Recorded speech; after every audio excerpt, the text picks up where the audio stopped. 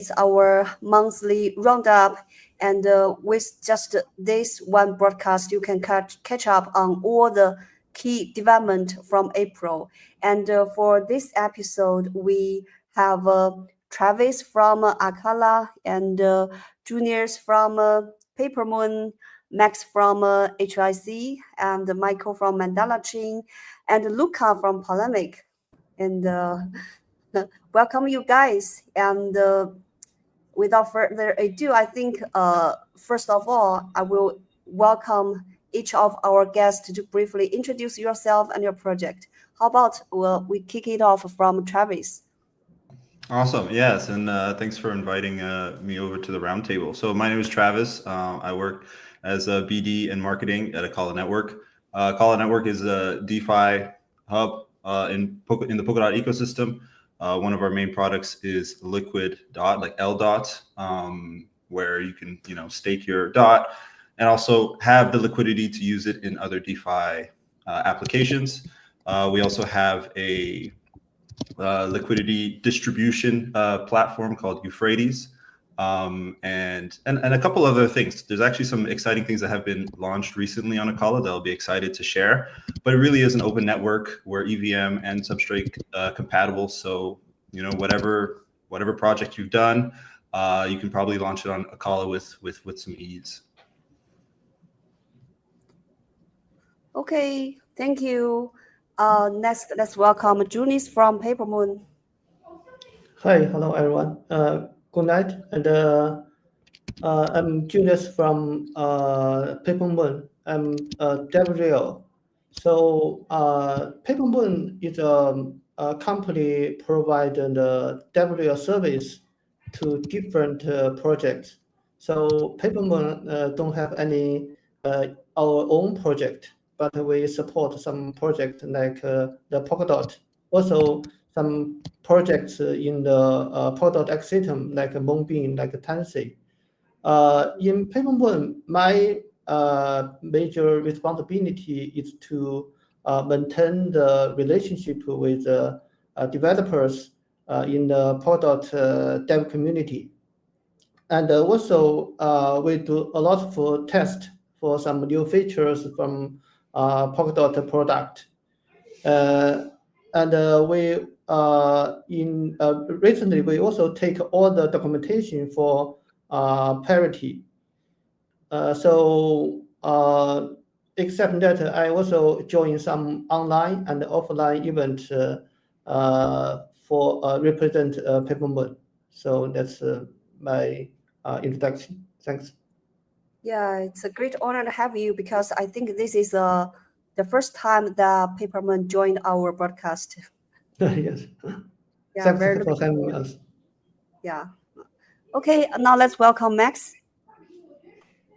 Hello, Kristen. Hello, everybody. Good to be here again. Always a pleasure to join the Polka World broadcast. So my name is Max Riewol. I kind of have two roles in the Polkadot ecosystem. One is as founder of Harbor Industrial Capital, which is a Polkadot-focused VC fund. We're just in the process of raising our second fund, and I'll get more into details of that later. And then the second role is Polkaport East, which is a growth and IR initiative in Hong Kong, supported by the Decentralized Futures Program of the Web3 Foundation. So as part of that, we are, organizing events for Polkadot. Many of, the people here in this call have been attending our events in the past. So good to see you here again. So we do these fireside chats where we're bringing together people from the Polkadot ecosystem and together with some external speakers. We're working on investor relations. So we're bringing new external capital into the ecosystem. And we're working on growth strategies. So real world adoption of Polkadot-based projects in Hong Kong. Okay, cool. We really appreciate the work HIC have done in Hong Kong in Polkadot ecosystem. It's very important. And now let's welcome Michael. Hey everybody, thanks for having me. Always excited to be here. When you've watched a show previously but never been a part of it, it's always a bit of a surreal experience. I'm like Max. I've got a couple of different roles inside the ecosystem.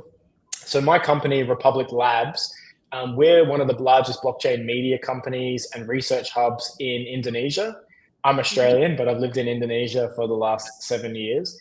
And yeah, so we run quite a large community here that's blockchain agnostic, and probably one of, if not the largest in Indonesia. And so I've been the Polkadot champion, I guess, inside of our community, being blockchain agnostic. I'm a Polkadot ambassador, and so I've been sort of pushing the Polkadot front inside this community and sort of trying to branch out into other ecosystems and bring the Polkadot tech to them as well. And in more recent times, I'm one of the founders of Mandala Chain, which is a parachain on Polkadot, which is about to launch imminently. And has also done lots of things with many other people on this call. Like we had a Polymech round, and we worked with Max as well. And so we are about to launch imminently, and I guess we'll talk more about that today as well. Okay, welcome, Mac, and welcome, Michael. And you wear multiple hats in Polkadot ecosystem, and there's so much responsibility and contributions you've made. And now let's welcome Luca. Pleasure to be on. Thank you very much, Kristen. Thanks for inviting me. Hi to everyone.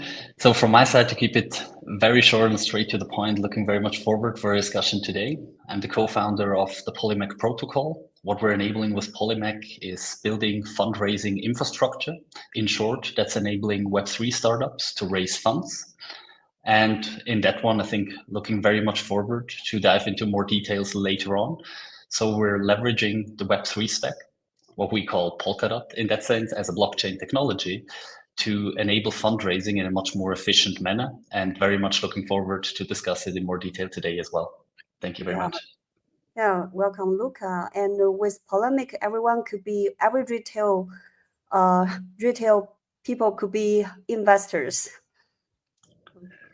Correct. Yeah. Okay. It's very happy that it's 6 of us. 6 is a lucky number in Chinese.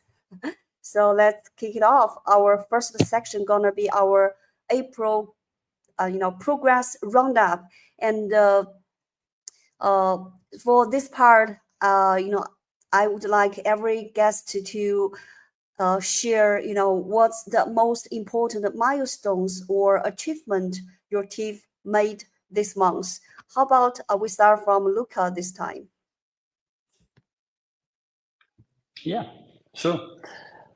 I'm trying to keep it to this month. I hope I'm not taking a little bit more than what happened in the last month, because when you ship things out, you have a release date. But as everyone in this room probably knows, you're building quite a long time and you're able to release a feature. And I think something that was quite telling also for us at Polymech were that a lot of initial assumptions that we had actually turned out to be completely wrong. And we had to do a 180 pivot, which are two very basic assumptions in crypto. That, for example, there are a lot of on-chain users and the on-chain users are growing. And the second one is that people are using wallets.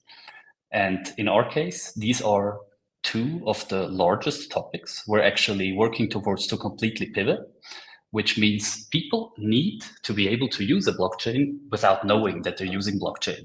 So we're going beyond chain abstraction, we need wallet abstraction. And this is then what we're diving in, hopefully later today with our white label solution. So that focus, what we were able to release this month to get a little bit closer to our end goal, is to make access easier, meaning the full application is now also mobile accessible. So completely compatible. If you're using SubWallet or Nova Wallet from your mobile phone, you can do the entire onboarding, a KYC, cross-chain transactions, deposit in a wallet seamlessly, where the end user should not care about the complexity. And very happy to dive in this one later as well, because as always, you ship something, but there are more things to come. But this is kind of the biggest trajectory that we're doing. We're not going away from on-chain users, but the full focus is to give the access to people while leveraging the benefits of the blockchain technology without them requiring to have any knowledge about wallets, seed phrases, or crypto in general, to simplify the entire experience. Yes, I saw that Polemic is working, significantly on improving the user experience. Yeah, it's on mobile phone, and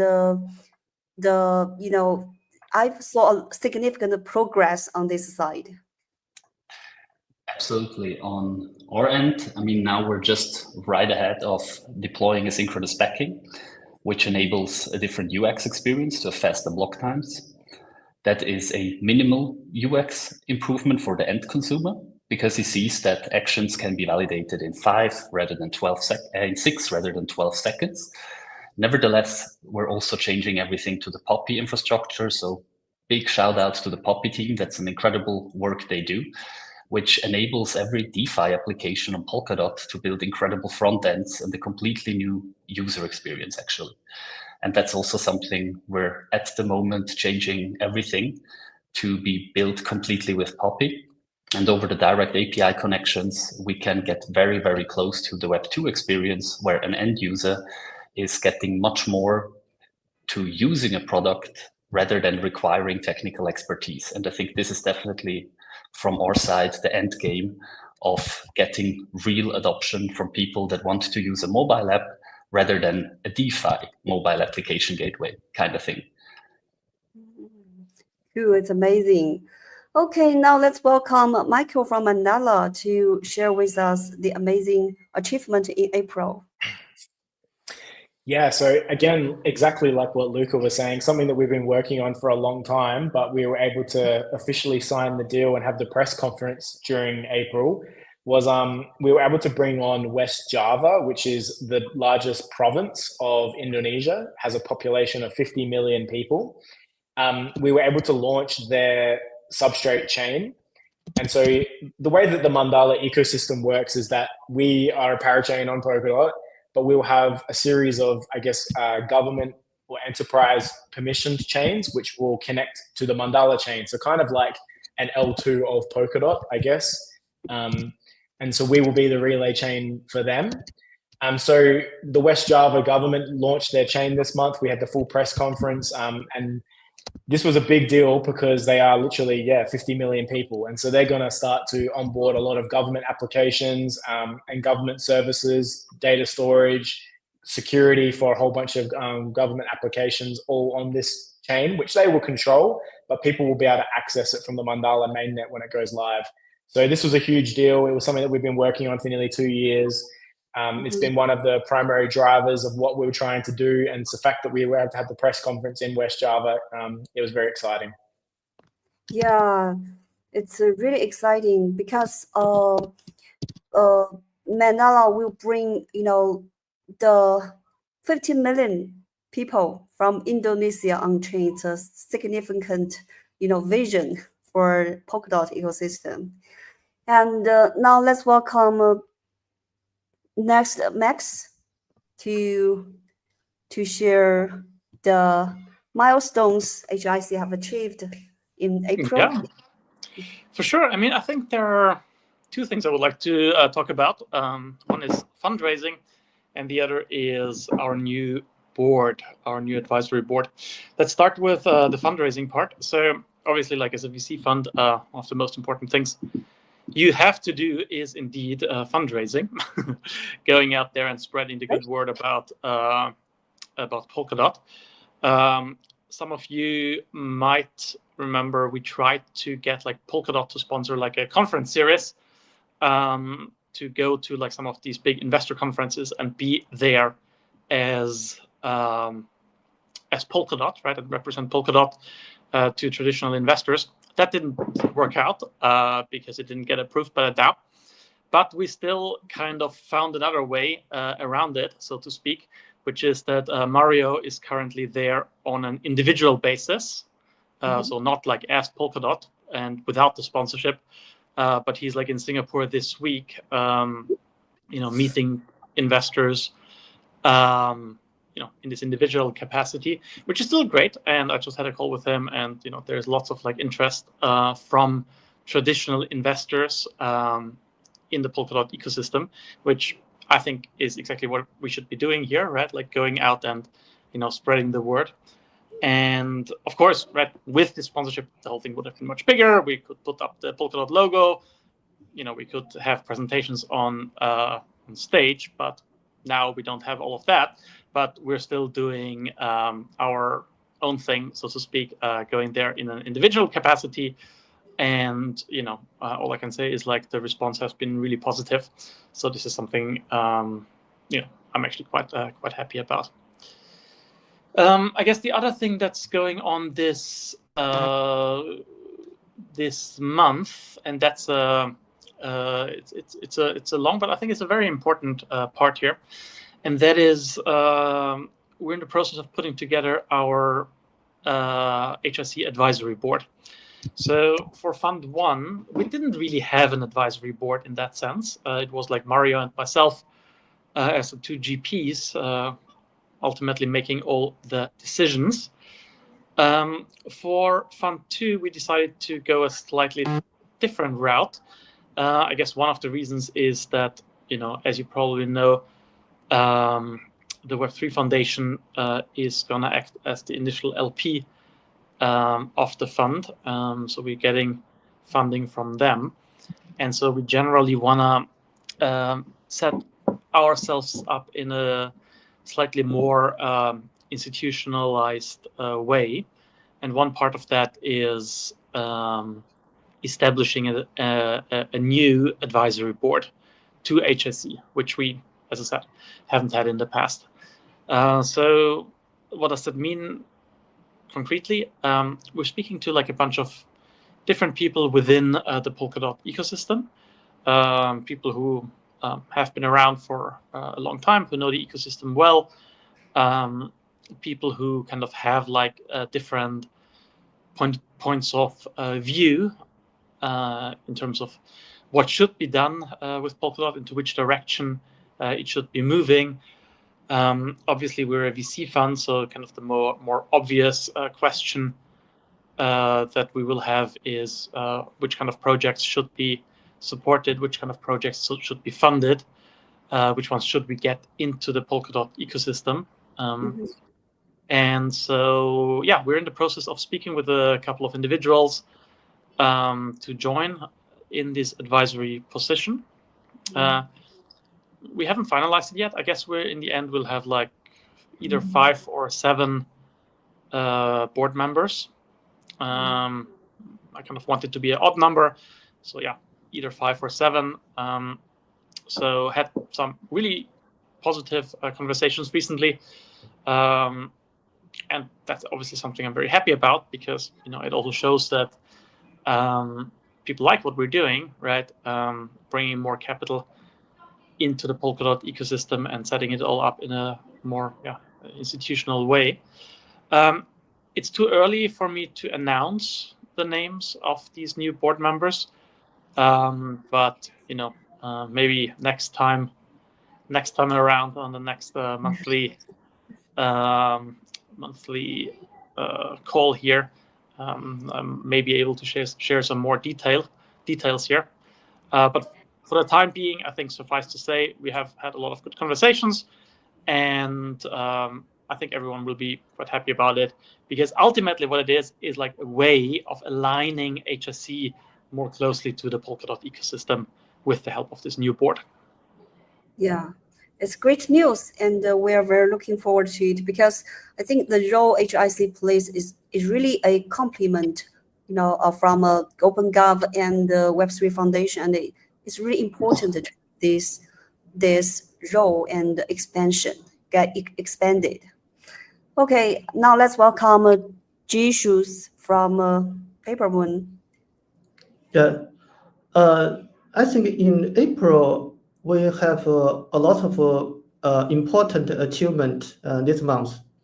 So I think I can bring some very exciting news about the PolkaVM and revive our new some other contract platform. I think all of us know the PolkaVM will be in Kusama in Q2. And so in this month, the Papermoon team is focused on the testing for PokerVM in the West End testnet. So in this month, we already complete a lot of most important or complicated smart contract verify in the based on the PokerVM. So at the end of this month, I think maybe just at the beginning of this week, we just run the Uniswap V2 in PokerVM, and all those test cases passed.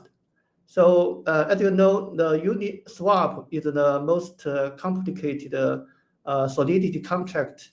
So that means the PokerVM and Revive can be 100% compatible with EVM and Solidity.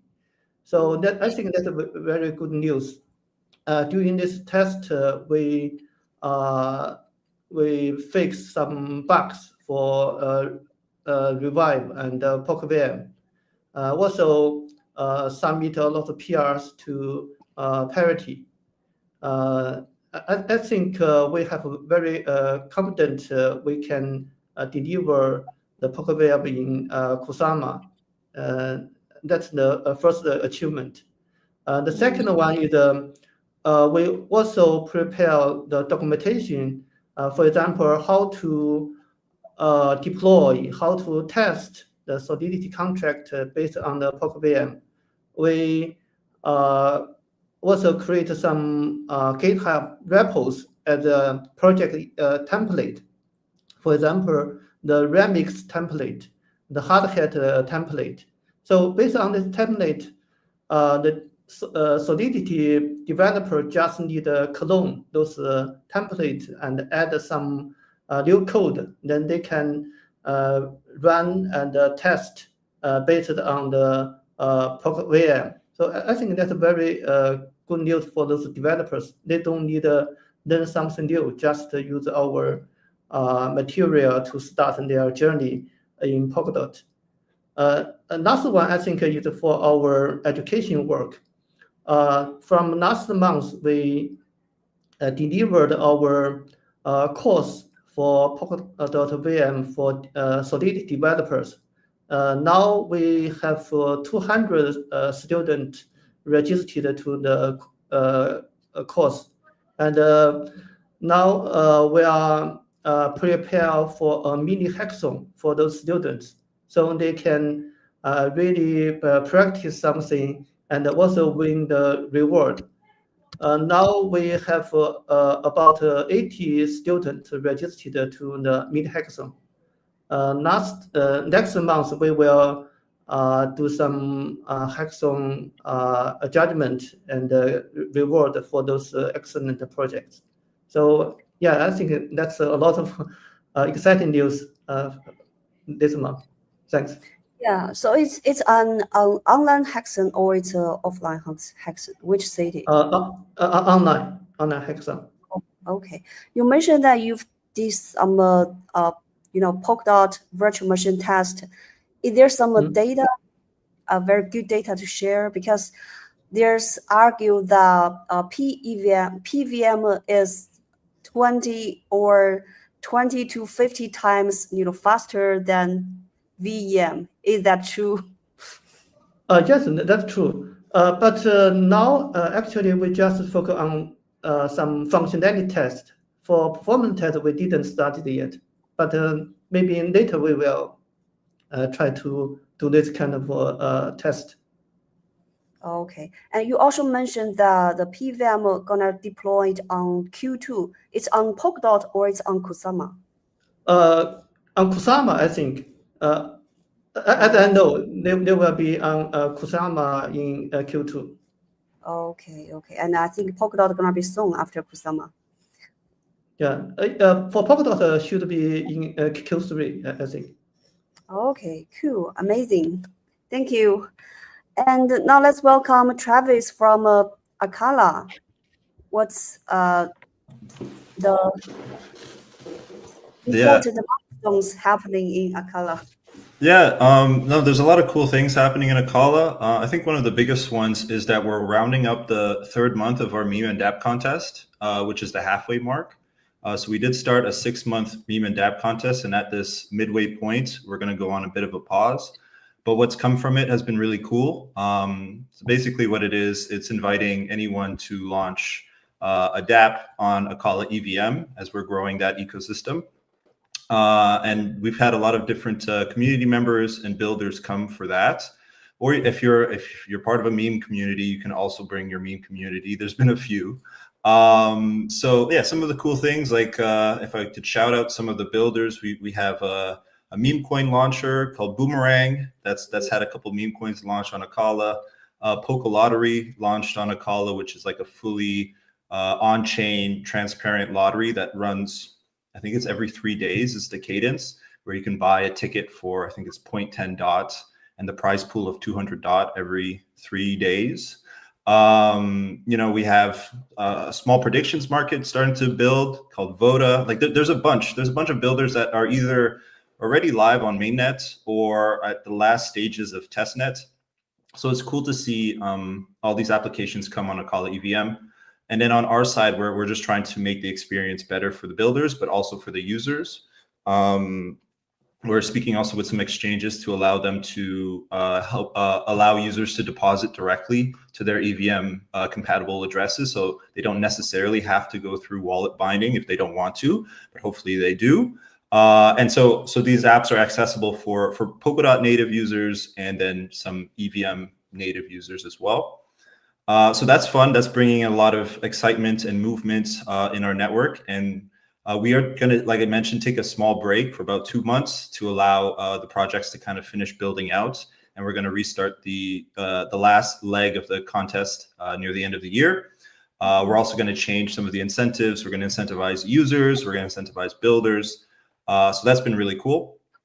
And then on the Akala dApp itself, we are actually migrating to a version 2.0, which again focuses more on the user experience, adding a bunch of little features that are some people find necessary, but kind of just make a better feel. Like even if it's night mode, notifications, just a better UI to look at your portfolio, to send, like just the basic things. So some of the dApp 2.0 is already live, and we're working on the final additions to that. So just lots of changes, but the big focus is really on the user experience and to make it easier for people to maneuver through Akala network. Okay, cool. For the meme contest test, because I think for the last 12 months, and people are crazy about memes, and I think after Trump, people already cooled down. So how is did people still wanna feel excited about the contest? Or Yeah. So there was a little bit of a misunderstanding with the meme and dApp contest. It wasn't really just to like create memes online. Like we had to kind of do some clarifications. It was more launching meme coins. So through Boomerang, if you guys were to check Boomerang, you can launch your own meme coin on Akala. There's been a few projects that have tried it out. I wouldn't say that there's a strong community that's emerged. There's one called Nemo, like the Nemo fish, that still has a bit of a community. But I would say, yes, meme coins have died down as far as hype goes, but they usually find their way to come back around in every bull market. As much as I don't like memes too much or investing in them, they're part of the ecosystem. So it's cool that we have a platform there if people want to do that, or if they want to just launch a token for a community. It doesn't necessarily have to be a meme only. It could just be a token with your own design if you have plans to do something, with your community. So. okay. Thank you. Now I see that Sean already joined us, and welcome, Sean. And how is the token summit? It's very, very hot. I just got back and I'm drenched in sweat, so that's not good. But other than that, the vibes are really great. I think, we're back to bull market because the entire venue is just packed. It's crazy. Okay, cool. I wish I could come. Okay, and we're now on our first section, the what's the important milestones or achievement your team made this month? And maybe before that, you could briefly introduce yourself and your project to our audience. Yeah, for sure. Thank you so much, Kristen. Once again, my name is Sheon Lalege, and I'm the co-founder of Polkadot Labs. We're the developers behind Hyperbridge. Hyperbridge is a secure and decentralized cross-chain messaging protocol that allows developers to build really mission-critical cross-chain applications. We're already live on mainnet, and we already have a few chains like Bifrost, Siri Network, Argon, BNB chain, the L2s on Ethereum, and of course Ethereum L1 itself. And we allow for cross-chain message passing as well as for token transfers between these different networks. To quickly maybe recap what we've been up to. We recently closed our public sale round, which raised over $2.8 million. And then we also had the Polkadot Ecosystem Fund come in with $2.5 million. So in total, we've raised $5 million for our seed round.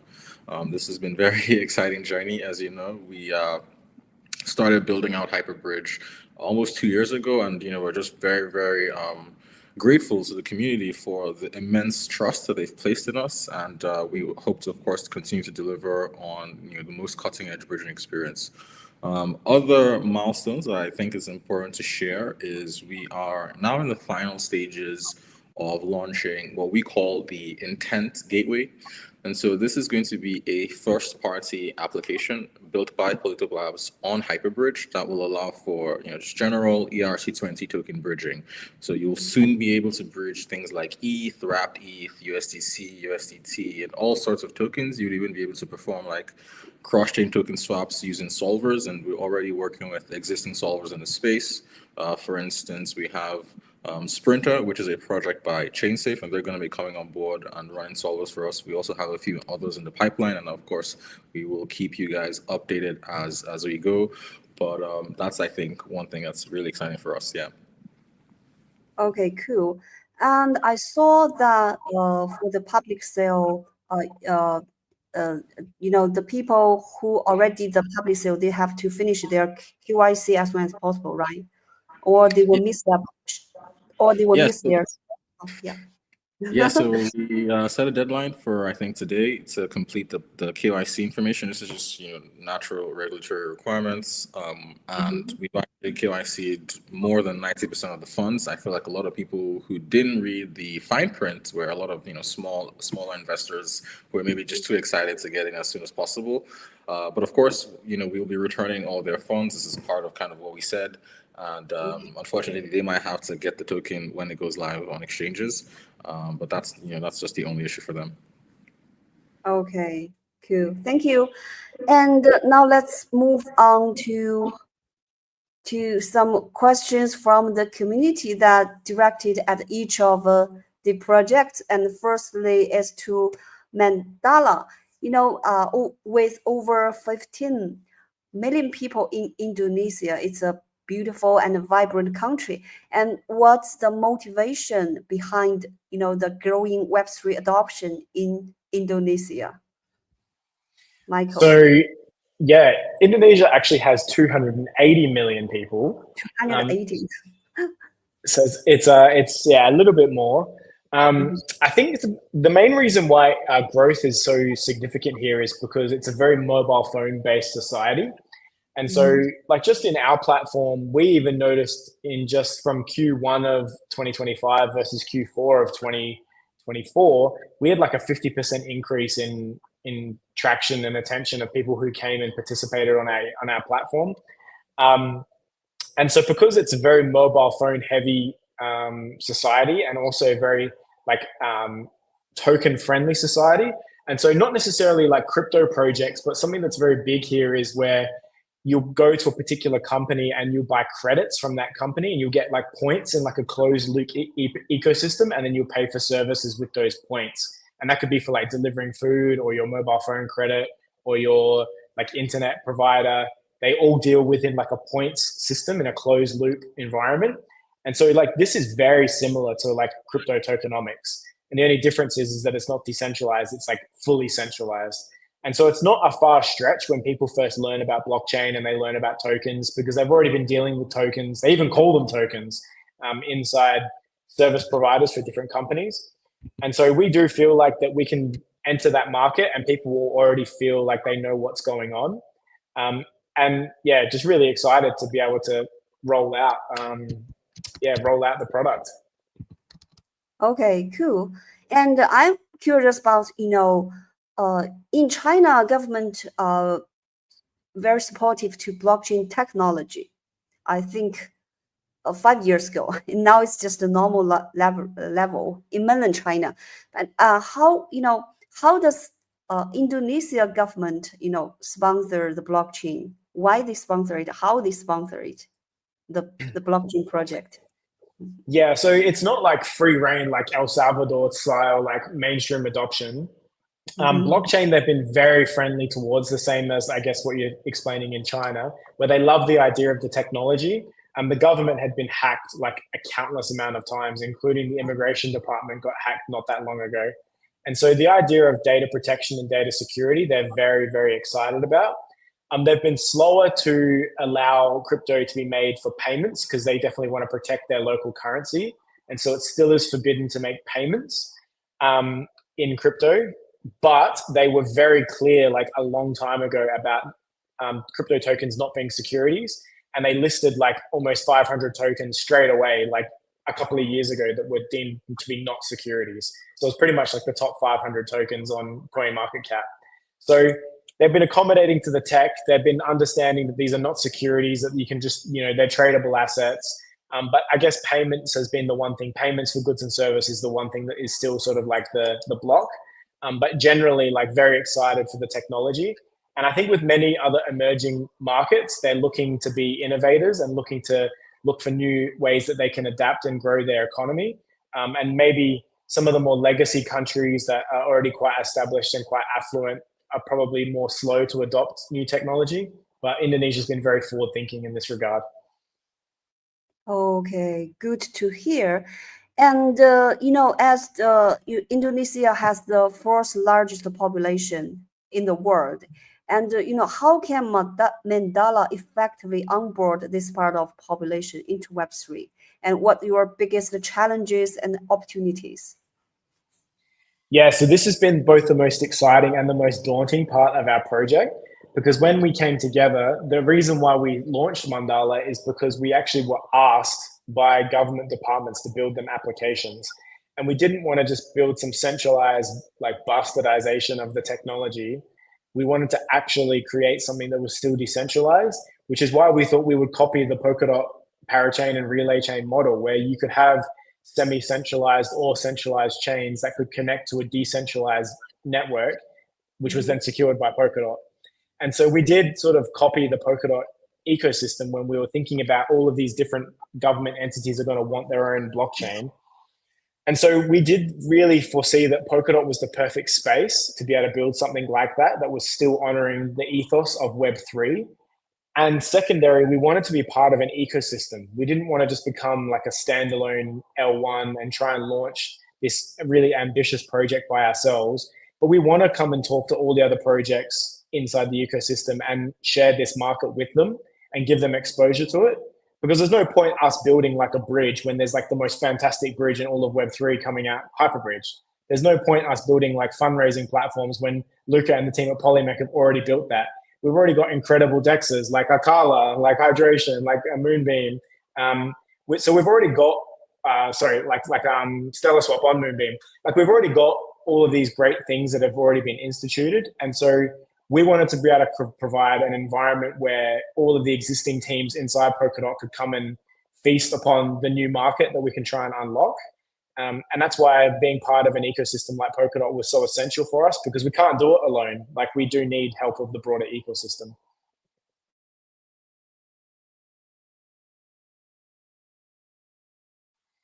You might be muted there, Kristen.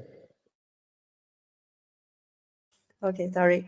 And I saw that you are going to do the public test soon. And I think Mandala gonna be launched very soon, and we are really looking forward that the great work that you've done in the Indonesia to onboard the the Web3 the Indonesia people into Web3 into Polkadot ecosystem. Okay. Yeah, we're very excited, and so we're stand by because people will be able to come and deploy their applications on our public testnet like imminently in the next week or two, and we are like inviting builders from all over the region to come and deploy applications, because we've always thought that a blockchain is kind of like a shopping mall, and inside a shopping mall you normally have an anchor tenant that's like a department store or a supermarket, but then all of these smaller stores will come and like open up there because there's foot traffic, and so we'll have a lot of traffic because we've got these government applications, and so we do invite anyone who wants to come and either collaborate with us or deploy an application on us or open up an XCM channel. Come and tap in because we're open for business. Okay. Cool. Very looking forward to it. Now next is the questions to Max. As one of the ecosystem funds in the Polkadot space, and it always automatically switch. Okay. What unique strategies are you adapting to complement the OpenGov Treasury and Web3 Foundation funding?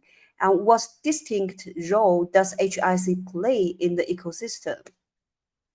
Yeah, I mean, that's an interesting question.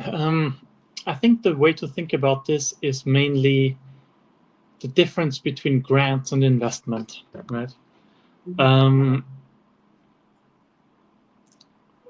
So when you think of a project, right,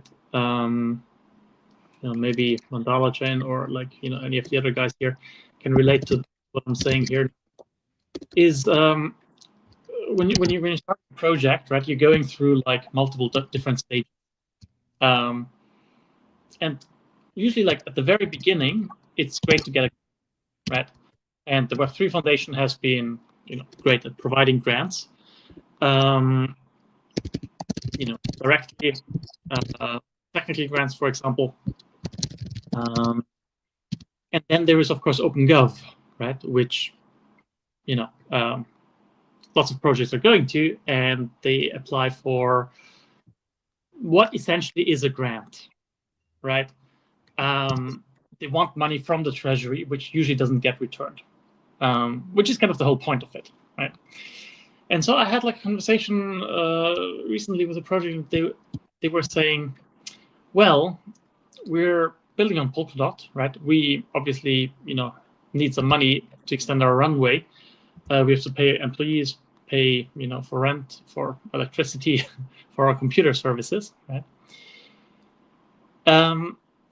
We would be very willing to give up some equity in our business, or some tokens in our business in exchange for the money, but there just isn't really like any such mechanism. And so I thought about it, and it's kind of true, because as a result of that, you now have like a lot of projects going straight to the treasury and saying like, hey, we're here, we need money, and we need it from the treasury. And if you go through the treasury, then it's a grant. And that's not a great setup, to be really honest, because it's good for certain things, but for most projects, right? Most projects, they still have their own token, right? So they could give that token to whoever provides the money to them, right? But in the Polkadot ecosystem, we have very few VC funds that are actually active in the space, and we have this very big treasury, right? I mean, Luca and Polymath here, I'm sure you guys have something to say about this particular issue as well. But this over-reliance on the treasury, and especially on the grants that are being handed out, is not great, because once you have more VC funds, that's the kind of more natural state for projects developing, right? Most other projects in Web3 are at some point, VC funded. Unfortunately, we still have the issue that many of the larger VCs out there they kind of ignore Polkadot. So I have had like, quite a few conversations. I mean, well, I speak with other VCs like all the time. Let's put it like that. And they're all like still very surprised when I tell them that we're exclusively focused on Polkadot. They all go like, "Oh, well, why? But isn't there like much more stuff happening elsewhere?" And yeah, maybe there is more hype at the moment in other ecosystems. But we're like a fundamentals investor, so we're focused on the Polkadot ecosystem.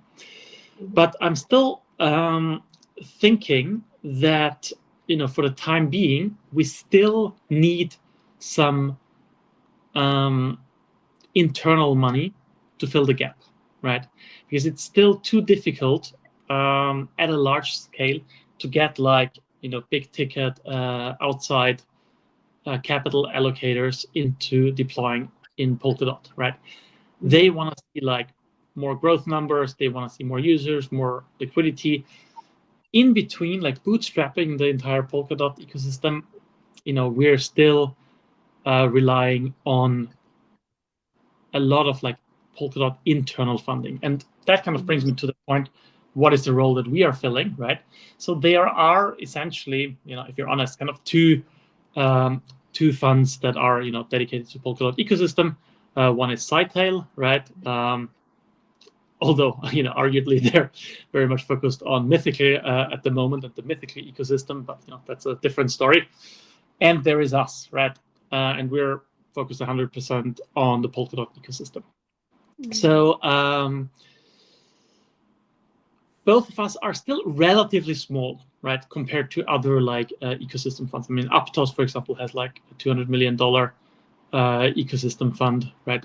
We're still pretty small here, but we're growing, right?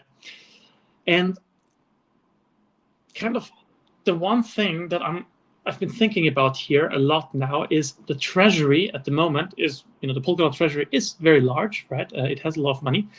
When it hands out these grants, then there is not really like any direct return for them. There is no direct return on investment by design, right? I mean, that's kind of the idea of a grant. But I think there might be like a better way to do this, where the treasury, when it invests in a Polkadot-based project, also gets some direct return that it can hold on its balance sheet in the form of the tokens that that this project issues, right? It's kind of a natural evolution, or like a natural next step that could happen, right? It hasn't happened. This mechanism doesn't really exist yet, but it's something that we're thinking about a lot, and that we're trying to develop a little bit. There isn't really anything I can announce at this point yet, but maybe I can announce a little bit more at some future episode. So let's just leave it here. Yeah, and I think for the internal money you mentioned, perhaps some of today's guests and audience members are just in position to contribute or collaborate. So could you share that what kind of support does HYC or the Fund 2 currently need?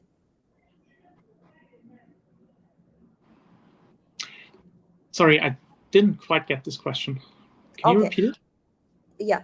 I mean, what kind of support does HYC's your Fund 2 currently need?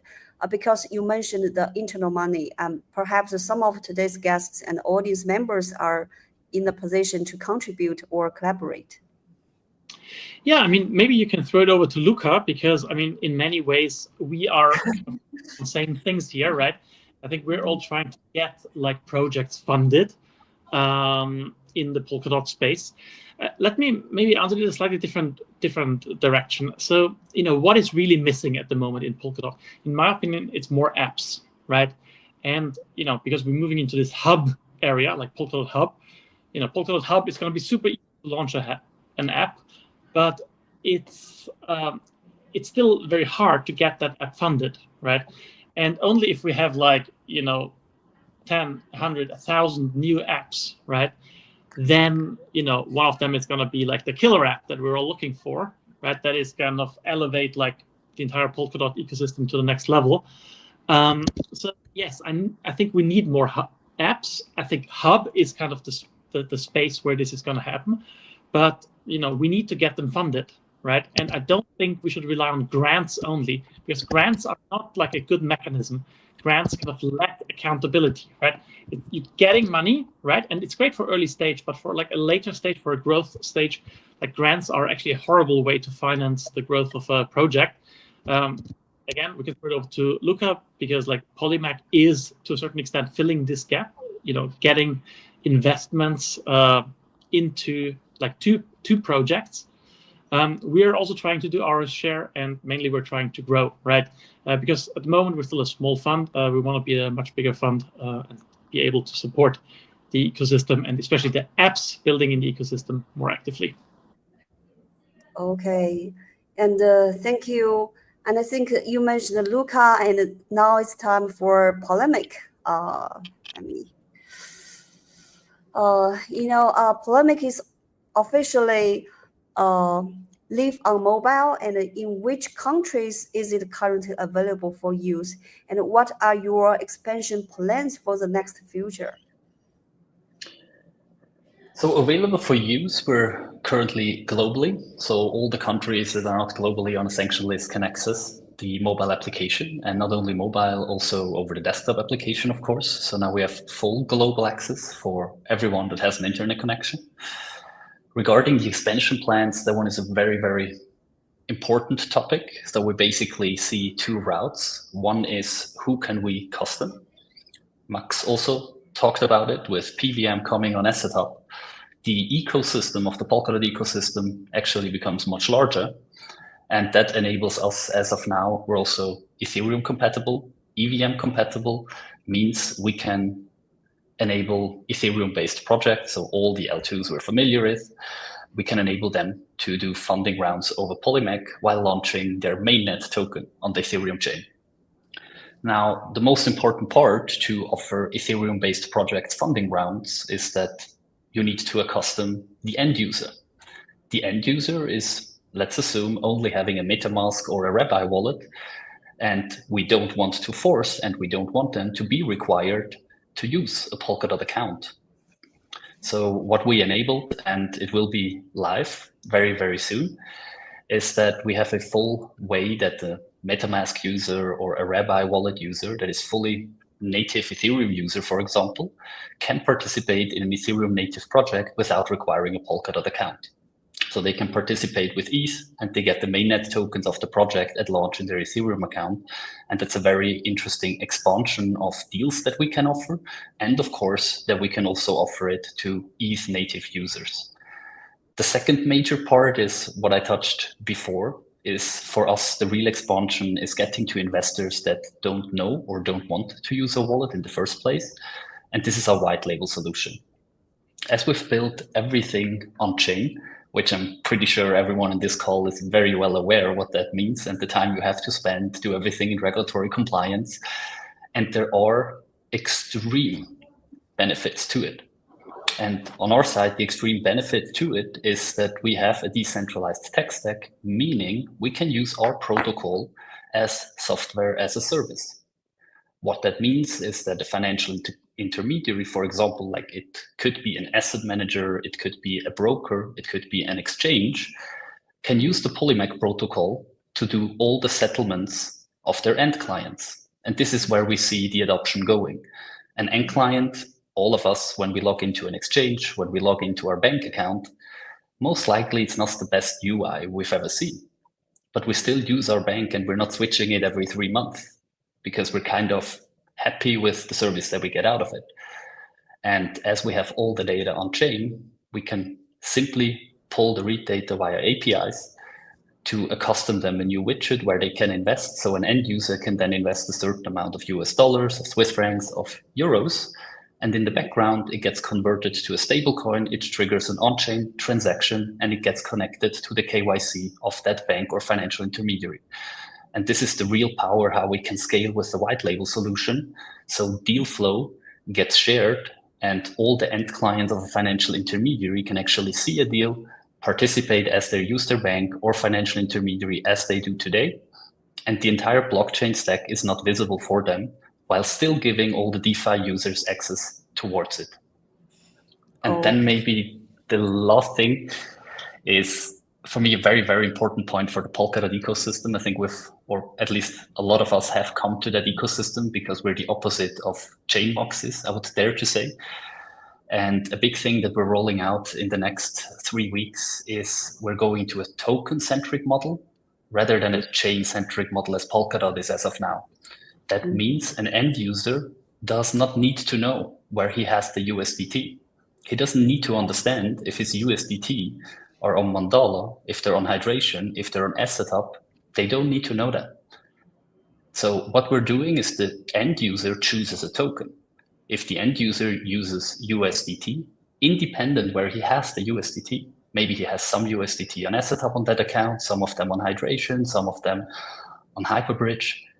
If he wants to use these USDT on a parachain, he can use the full amount that he has on all the chains connected, and then it calculates the shortest and the cheapest path possible over reserve-based transfers and a teleport, and can trigger the extrinsic thereafter automatically. And we believe that's a major UX improvement for on-chain users because they want to use, for example, USDT on certain parachains, and they should not have, or they should not be required to have the expertise to know on which chains their funds are lying because they want to use it in a multi-chain world. And this can ease a lot of things, and we're very much looking forward to roll this out because we believe a lot of parachains can use that UX abstraction in the end to make it easier. Okay. With the help of Hyperbridge, do you think that later we can use the USDT even on other chains, not only within the Polkadot ecosystem? 100%. I don't want to steal Sean's comments to it, but that has to be the goal, and he knows it, a couple of discussion as well. So I'll let him explain all the details to it, but this has to be the goal because where we are right now is we do have the tech in the Polkadot ecosystem to go to a token-centric view. We will release it in a couple of weeks, and that can be reused by every parachain. The tech is already here. In the end, this is just a front-end abstraction for the end user. Now, if we think bigger, we can connect that to other ecosystems as well, which makes the usage of interoperability extremely powerful that can be leveraged by protocols as Hyperbridge. And this is also the goal. You don't only want to bridge the tokens to have them on other chains, you want to bridge them to be used for other use cases, right? So this is the real interoperability that you get the advantages from various ecosystems, various applications, and this is then the added value for the end user without off-ramping the cryptos in the end. Okay, cool. Great.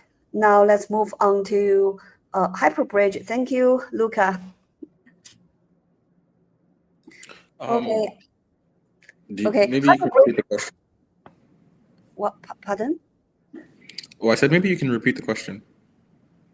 Oh, I haven't started yet. Okay. Hyperbridge has successfully raised 28,000 through a public round. And what do you think helped build such strong community trust? And what's your main focus now? It's a post-funding period. First off, I think it was 2.8 million, not 28K.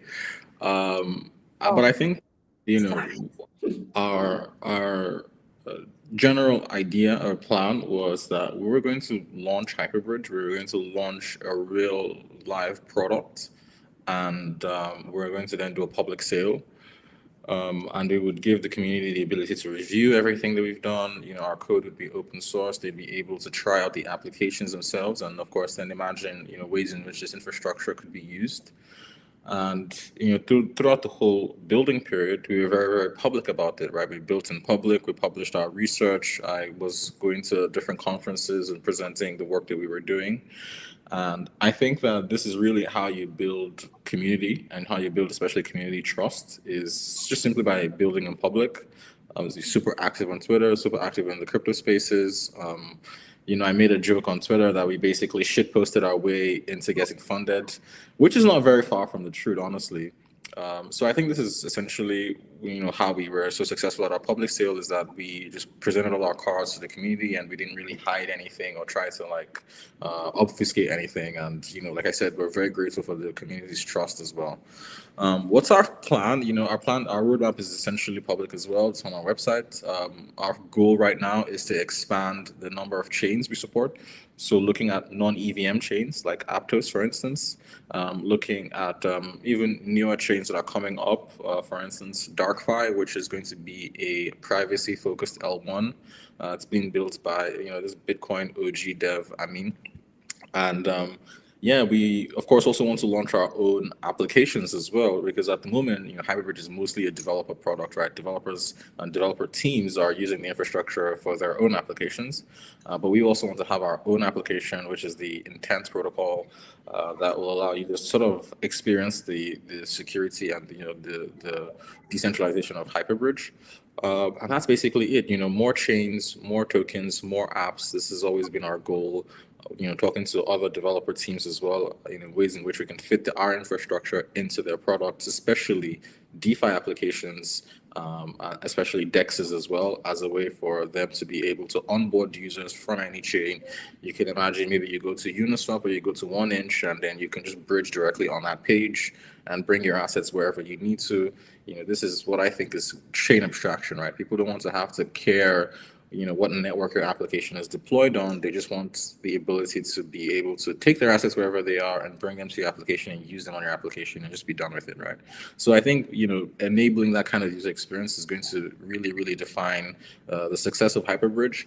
And of course, the developer experience as well. We are improving it in more ways. We're releasing more SDKs that will help developers to be able to easily bootstrap their applications very quickly. You don't have to write a lot of code, so there'll be a lot of reusable components. And yeah, that's kind of what we're thinking about: improving the user experience, improving the developer experience, more chains, more apps, more tokens, and yeah, that's kind of the goal. Okay, cool. As a bridge protocol, what makes Hyperbridge stand out from other bridges, and what's your biggest competitive advantages? For sure. Look, we started building Hyperbridge back in 2022. I think Layer 0 had just launched, and I was pretty disgusted with the security model, which was essentially going to be a 2 of 2 multi-sig. This wasn't something that they hid. This was very, very open. But I think that we're now in this sort of Web 2.5 era where people who are unable to build really decentralized products, they just build semi decentralized products, or not even decentralized at all, right? They just build centralized products on top of the blockchain. And I think that there's a problem with this that no one's really seeing, which is that, look, when you build trusted systems, these systems can only scale within your circles of trust. Right, people who would come to rely on your systems are only going to do so because maybe they trust A16Z or they trust whoever your backers are. They feel like, okay, maybe if your bridge goes down, they can hold onto these your big backers who are based in the US. But if you're not a US citizen, if you don't have jurisdiction in the US, then you of course can't do this, right? So you can see how this might only scale within these circles of trust. And there's this refrain that I see all over Twitter, which is that, oh, users don't care about decentralization. But this is factually false. The top 2 protocols, Bitcoin and Ethereum, are the most decentralized products in all of crypto. So the reason they're valued so much is actually because of decentralization, and everything else, of course, is all at the bottom. So I think decentralization is our key competitive advantage, in that it allows Hyperbridge to truly scale to the world. You don't need to trust me. You don't need to trust, the Polkadot ecosystem fund. You don't need to trust, our investors. You just need to trust that these proofs that are produced by these different blockchains that we're authenticating are correct, and they are, right? Because those are the same proofs that tell your exchanges that your transactions are finalized. So I think it's going to take a bit of time, right, for these differences to really come to light. But in the end, we will see that decentralized systems will scale to more applications, to more jurisdictions, to more geographies, versus trusted systems that can only scale within their circles of trust. Yeah, I think decentralization is really important, because users always forgot the importance of it until something really bad happens. So I think this is really a great advantage. Thank you. Yeah. Okay. Now let's move on to Papermoon. So many in our community are eager to learn more about Papermoon because I think it showed up. Papermoon shows off in our Chinese WeChat community before, but it's your first time to be the English channel to be the broadcast. So many members are eager to learn more about you guys. So when did your collaboration with Polkadot begin, and what services do you primarily offer, and how is the partnership progressing? Okay, so certainly it's the first time for Papermoon in this roundtable. So I'd like to give some brief introduction about Papermoon. Initially, the Papermoon team is from Moonbeam project. So I think in the Polkadot ecosystem, Moonbeam is the first one to take some organization decentralized strategy. So in Papermoon, the initial team members from the documentation team and the DevRel team and also marketing team in the Moonbeam. So they just created those new organization to support Moonbeam. Later, I think about 2 years ago, at that time I'm still working for the Parity Asia team. So in the Mallorca, we have a decentralization convention for parity. So we decided to take the same strategy with Moonbeam, I think, to create some small teams or organizations to take some tasks like DevRel, like documentation, like marketing. So after applying this strategy, the parity can focus on some technical things, focus on the product, the Kusama, the Polkadot, PockVM, and such things. So after this decentralization of parity, we can see a lot of new teams like Polkadot East, like Open Guild, something familiar because they are in Asia, and also for some old organizations like the Polkadot, we also need to take some new strategy. We need to apply the it depends from the grant, then take some task. So at that time, Papermoon just successfully take all the documentation and the DevRel work from Polkadot. So that's how Papermoon start to cooperate with Parity, with the Web3 Foundation. Now our major work include the documentation website for Polkadot. So you can see most of contributors for the Polkadot documentation from Papermoon teams. So we also have some repos gave example how developers can try some new features of Polkadot. For example, the PockVM I just mentioned, and some tools and some new features. For example, currently we are working on how to enable the auto scaling in parachains, because this feature just enabled in the Kusama. So that's how we cooperate with Polkadot and what kind of service we can offer to the Polkadot ecosystem. You're on mute. Okay. Great. And does Papermoon have any special plans related to promoting Gem and the Polkadot Hub adoption? Because it's a huge, significant progress and focus in the following months of 2025. Sure.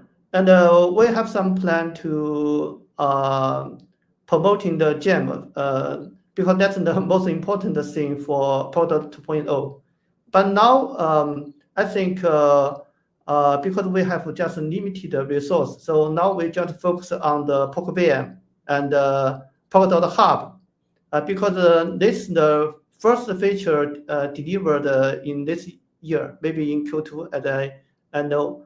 So after this done, then if Parity can deliver something like Gem testnet or some SDK, I think Pokemon will be the first one to try those features. After we, for example, successfully run something, we will documentation this whole process and create some GitHub repo for developers trying the same thing. So for sure, we will cooperate with the Parity to those new technology adoption. And we are also plan some course for GEM. I think at the end of this year, the course will be available for most of developers in China. I think at the first version, the course will be in Chinese. Oh, okay. Then they're gonna be translated into English. Yeah, we will also translate and put it in the YouTube. Okay, cool, great. And next, let's move on to Akala. Travis. Okay. Polkadot's inflation rate has been reduced by 2%. Now, how do you think this change may affect Akala's liquidity product, both in short term and long term? That's a good question. I don't think it necessarily affects our liquidity products too heavily. I mean, yes, the yield would change, but the underlying function of the product is really to be able to use to free your liquidity from being locked. So something like LDOT will still be fully functional. I think what we can do and what we're actually working on is having more use cases for it. I think that's one of the big things. We can build a whole bunch of products and tools, but the next step is to have reasons to use it. And that itself could potentially generate the difference in yield. So, I mean, like I said, our meme and dApp contest has been doing great. We have Foo Future that came on, and they're a trading platform where you can trade on the price of Bitcoin and Ethereum, but you can use different underlying assets. Right now, it's just our ACA that's integrated with them, but we could easily integrate LDOT as well. And then with that, there will be pools for LDOT who want to supply the liquidity for a platform and can earn additional yield through that. So it's really, I think we just have to find ways to kind of generate a real native yield. And of course, like a lending platform is interested in building on Akala as well. So there we go again. Like you could then lend your assets to maybe get the difference in yield, but it's really just getting more use cases is how we're moving forward with that. Okay, Akala is also contributing to GEM development, and you are one of the 38 team, right? And so could you share more about your Akala's role in this effort and any updates on the development progress? Yeah, no, I could definitely give you updates. Now, unfortunately, I'm not a developer, and I'm actually the furthest thing from a developer, so it's probably good that I'm not part of the development team, but I have gotten some updates. So as far as Jam, from my understanding, there's 3 milestones that we have. And for the first milestone, this is coming directly from my dev team. It came this morning. We've completed 90% of milestone 1 of Jam, with the last 10% being the final versions of the gray paper, as well as bug fixing. So I would say it's mostly done. Again, I'm not a developer, so I don't know if the last 10% takes the longest. And then, so while we're waiting for the pending versions of the gray paper, we've also started on milestone 2 and 3. And we're halfway through milestone 2 and just the start of milestone 3. So we're kind of getting ahead of the other developments. I guess it's getting done what can be done, but it sounds like there's some good progress. And then I also got given some fun facts that the lifespan of Jam is actually designed to be until mid-August, year 2840. So that's 815 years from now. I think it's supposed to live. So I think we'll be okay. And I think by then something else is probably going to be figured out to expand it. So just a little fun fact. And that there's some different Jam prize allocations for different developers there, and interesting ones as well. But progress seems pretty good. Okay, good to hear. Okay, thank you. Even though we're running out of our time, but I think we have still the last topic to touch on. I think it's worth our time because I think the most important thing happening in April in Polkadot is the decentralized voice 4, and they have officially begun its work.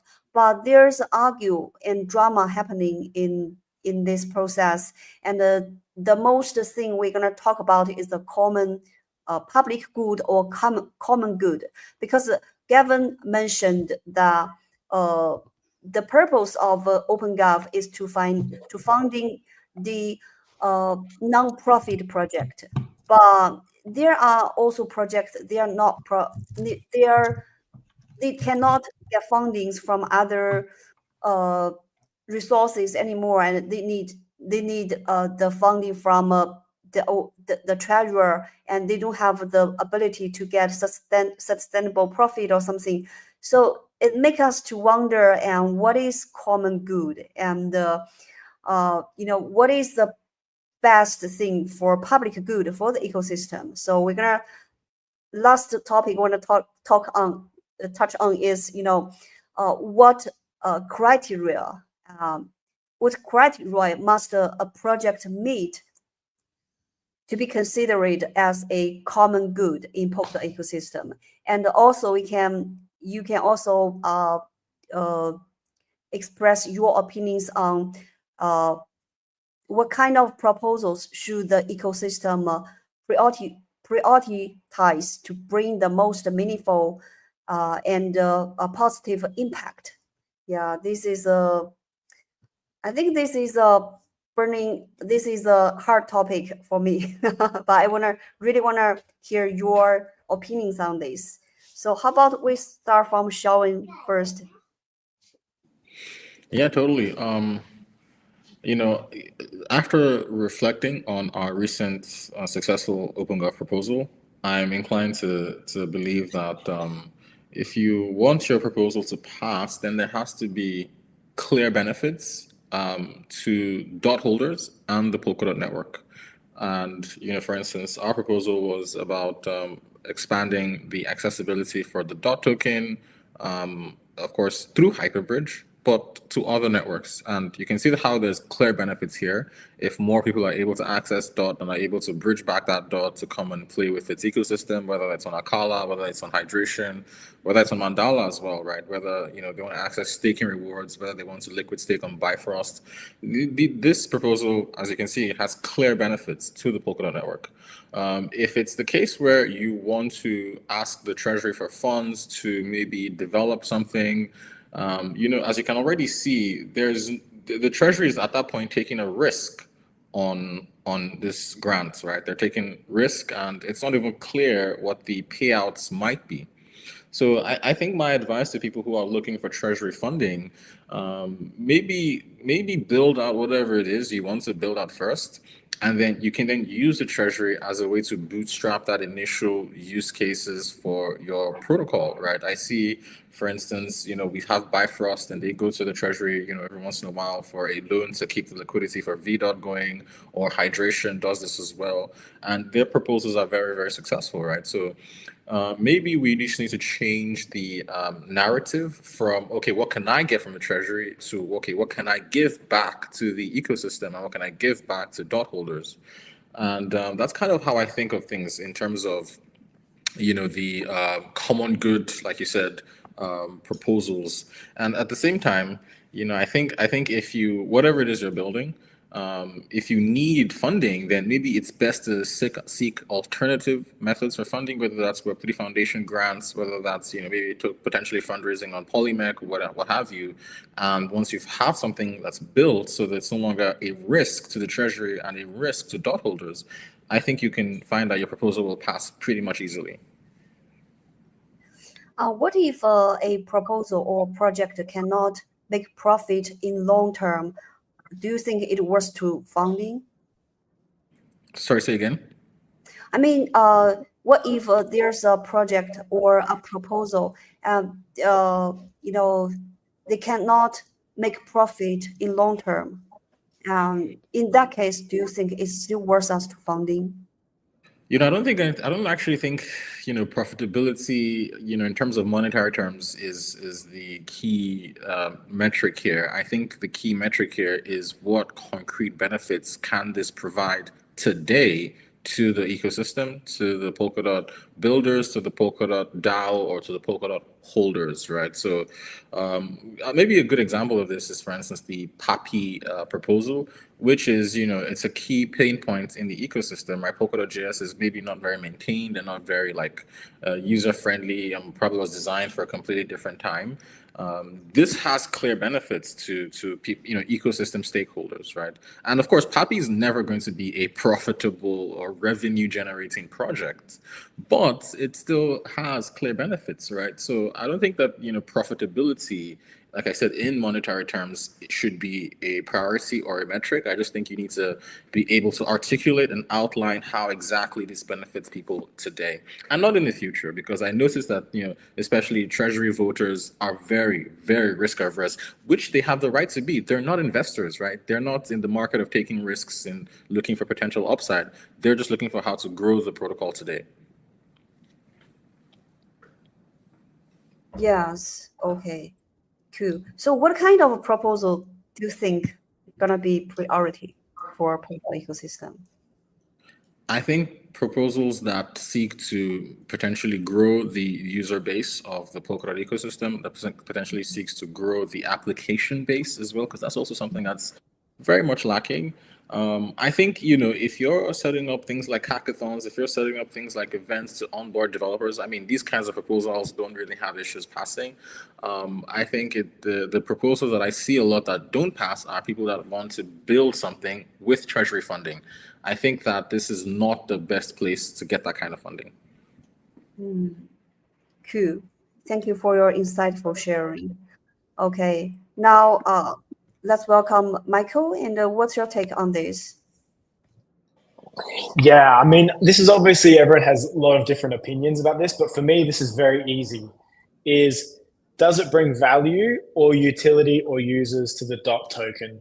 Because ultimately, that's what this whole network is for. And the best part about working in a decentralized network is that we don't get ownership in each other's business.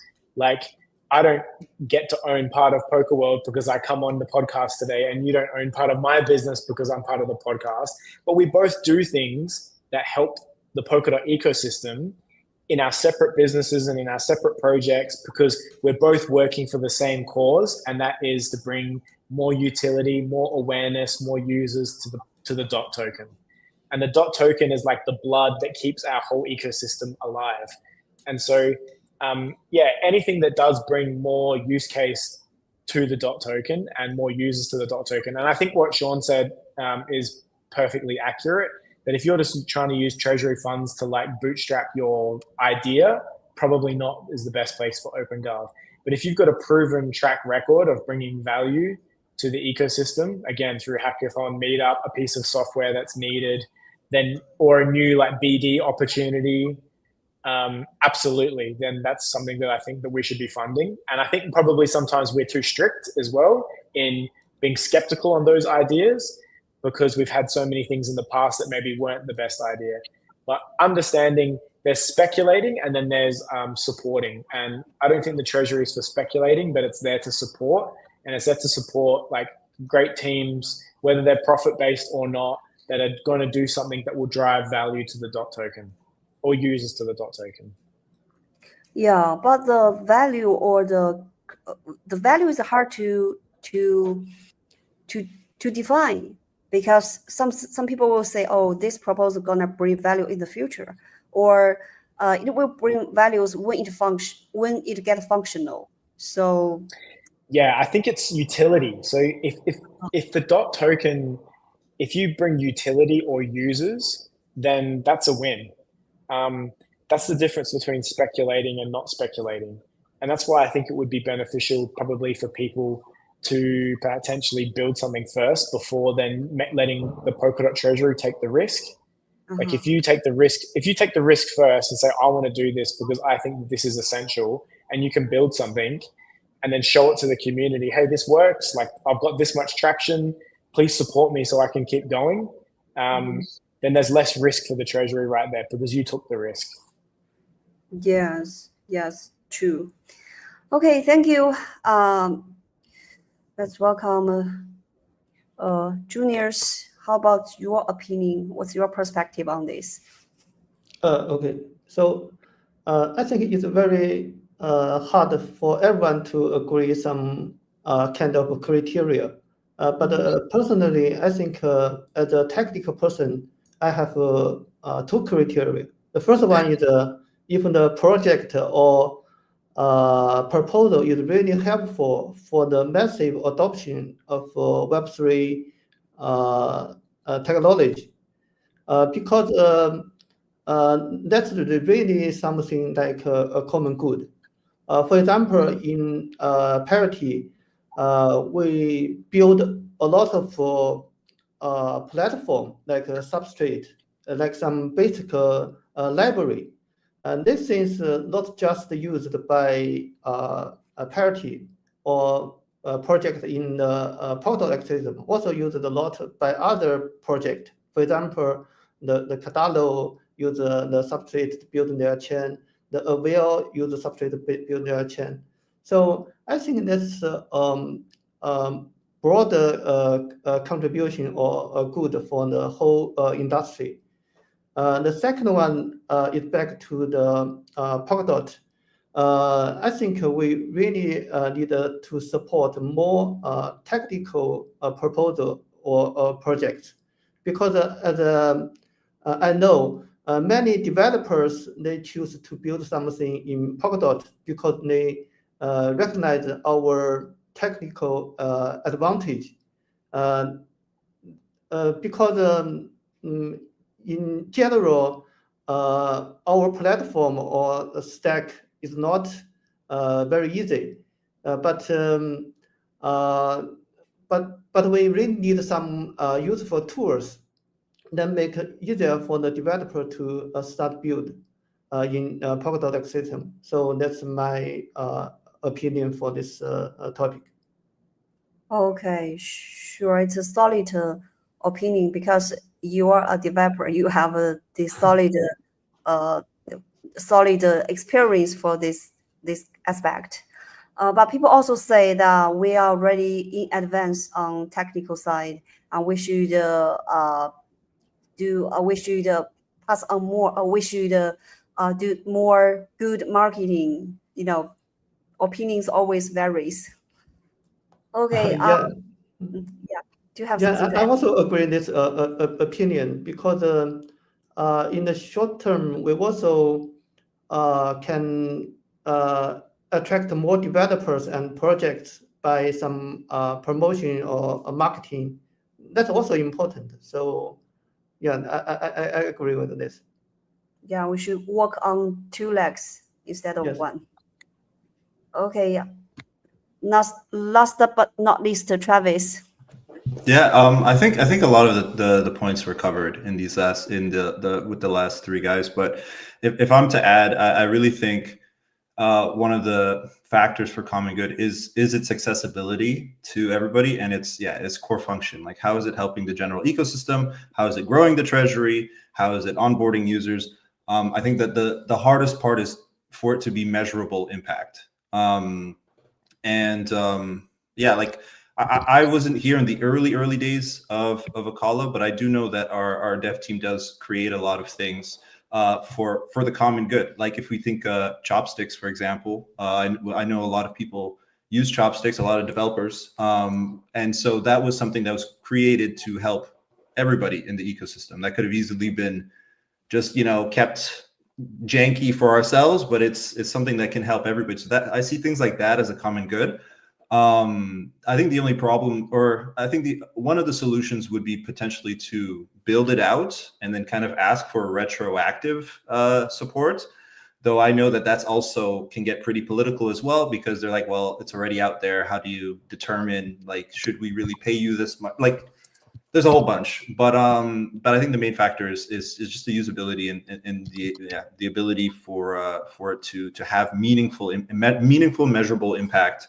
And if a product is good, if a common good is good, then you should be able to measure it in some way, shape, or form. Okay. Yeah, I can agree more with you. Okay.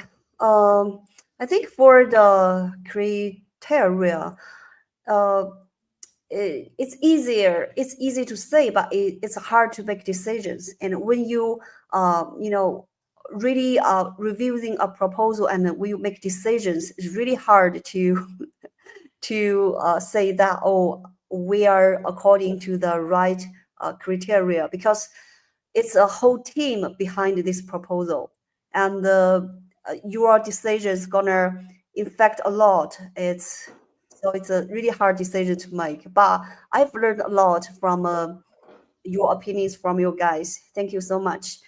Okay, thank you so much for all our guests for sharing the insights on April Roundup, and thank you for the audience for being here today. And I think this is all for today's broadcast, and hope you can follow all the guests today and follow Polkadot to keep updated for everything happening in Polkadot. And see you next time. Thank you, guys. Thank you. Cheers. Bye. Leaves.